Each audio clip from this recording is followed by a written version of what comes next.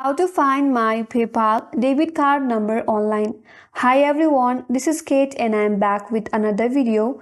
And on today's video, I'm gonna show you how you can find your PayPal debit card number online.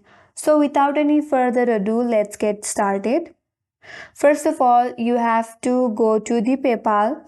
So in your laptop, open up any browser that you're comfortable with and on the search URL, type in PayPal. Then go to the first link, that is www.paypal.com. After that, you will be asked to log in to your PayPal account. So make sure that you enter your correct login credentials and log into your PayPal account.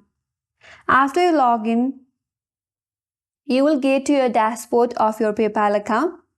There you can see your balance, and below the PayPal your balance, there you will get to see your credit card balance. So there, click on PayPal debit card, and on the next page you will see your balance and your recent activity on the PayPal debit card page. After that, click on show details near the last four digits of your card number, and once you do that, it shows the full card number, your expiration date, and then the security code. And that's how you can view your PayPal debit card number online.